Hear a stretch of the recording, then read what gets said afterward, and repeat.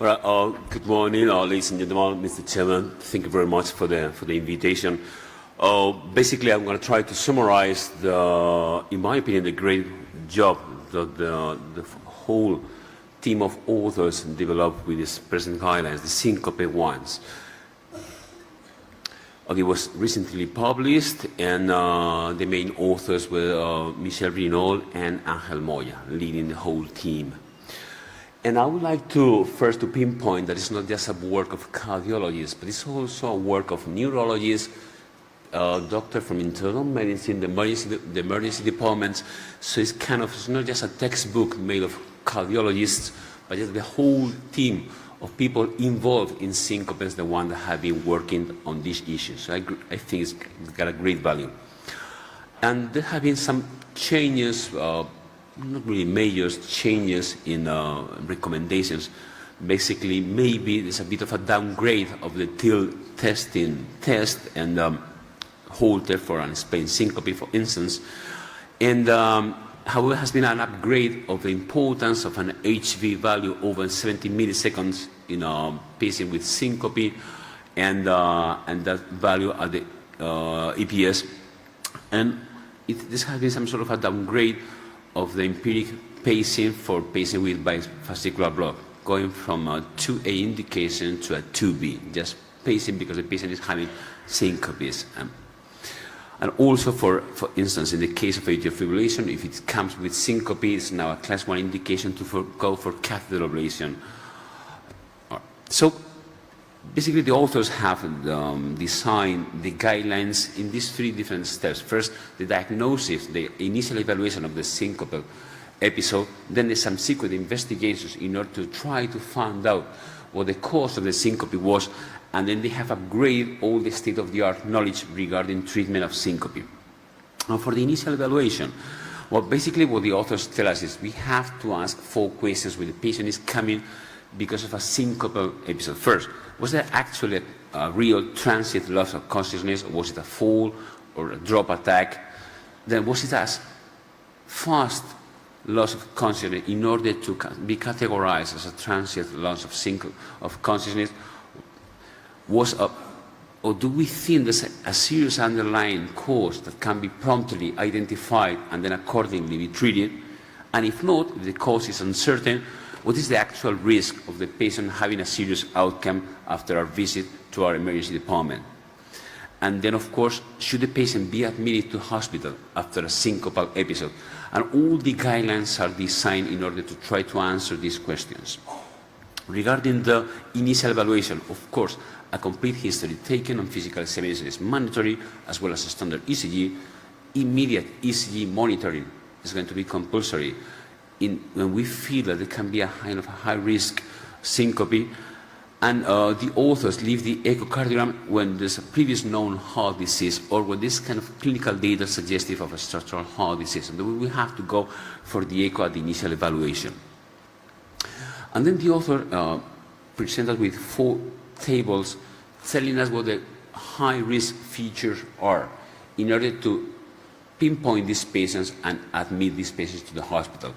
So regarding how the syncopal event was, okay, this is the kind of the major and the minor data that we have to take into account in order to say, okay, this syncope can be a bad one, so keep the patient in hospital. New onset of chest discomfort, syncope during exertion, sudden onset palpitation immediately followed by syncope. So we have this table, past medical history. If the patient has had several structural or coronary artery disease, this patient is going to be categorized as high-risk patient, and he's going to have to be admitted to the hospital. The physical examination, for instance, an undiagnosed systolic murmur, a significant one, we're going to have this patient studied before he goes anywhere else apart from the hospital.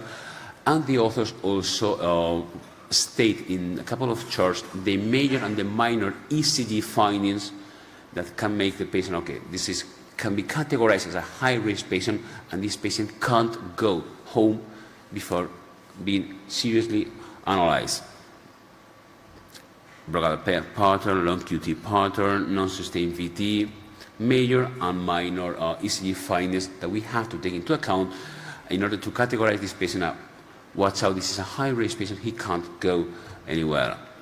And so if after analyzing those tables, after trying to see if the patient was a low-risk patient or a high-risk patient, well, if only low-risk features, probably the syncope was reflex, situational, or orthostatic, and the patient can be discharged directly from the emergency department.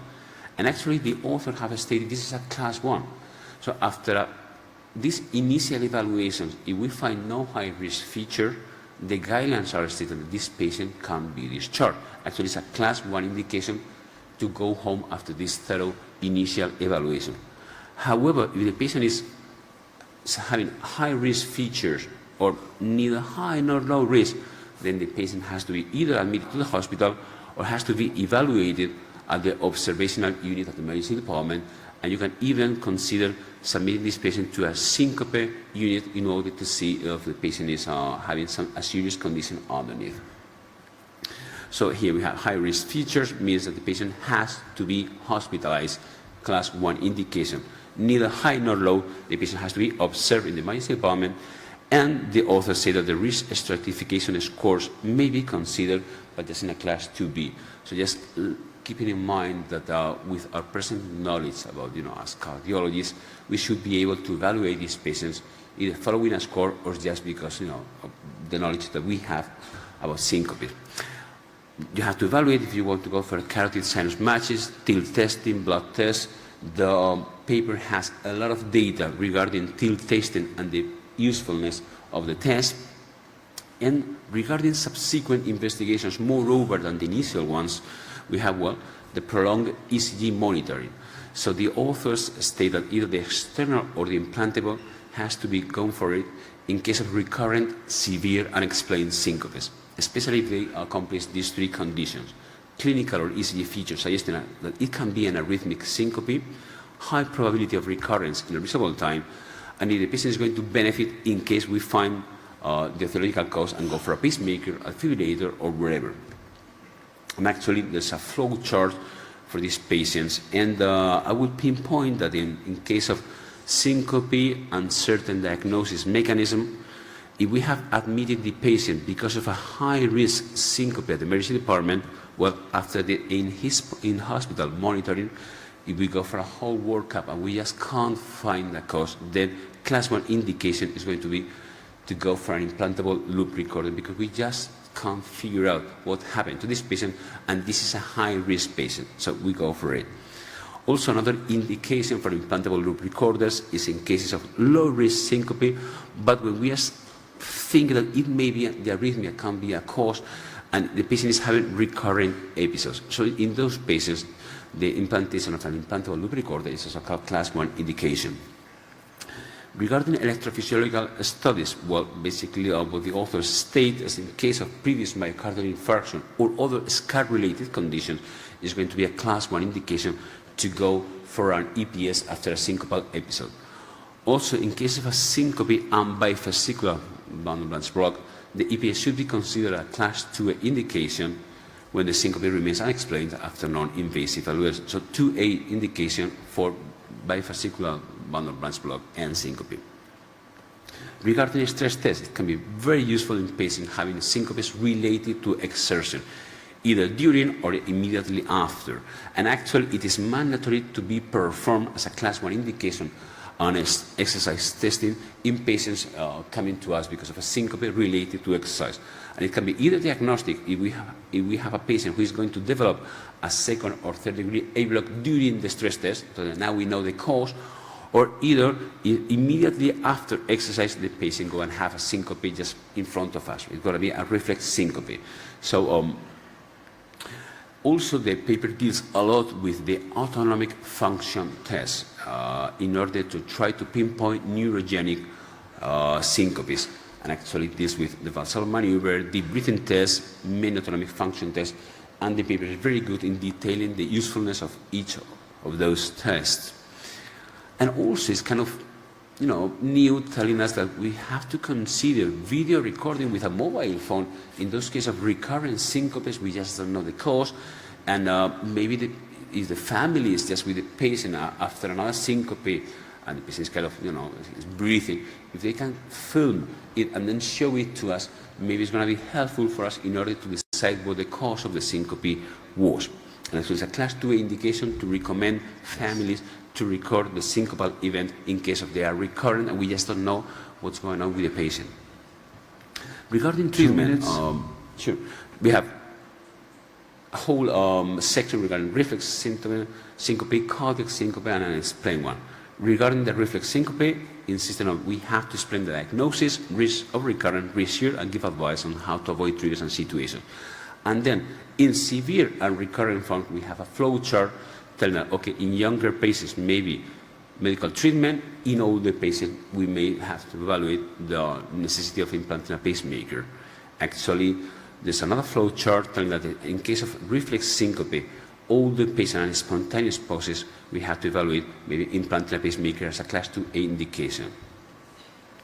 Then, in case of orthostatic hypotension, the guidelines tell us what to do, and in the bad cases, in those when symptoms persist, give us different options, alternatives, like counterpressure maneuvers, compression garments, in order to treat those patients having persistent system despite the initial evaluation. For bradycardias, the standard bradycardia patient indications, and for tachycardias, well, in case of syncope and tachycardia, the guidelines suggest go for ablation as a class 1 indication, either for supraventricular tachycardia and for ventricular tachycardia. And then just to finish, last, the whole guidelines devote like a significant section just to explain what a syncope unit is and what it can provide to the hospital. Not just the goals, but also the equipment that should be necessary for a syncope unit, the type of specialist, the kind of test that can be developed. And to be honest, I find it really, really helpful with all these instructions in order to go for it. So again, in my opinion, excellent guidelines, very comprehensive, explaining etiologies, physiopathology, diagnostic, and treatment options, and it's all upgraded to 2018. So I just can congratulate the authors for this. Thank you.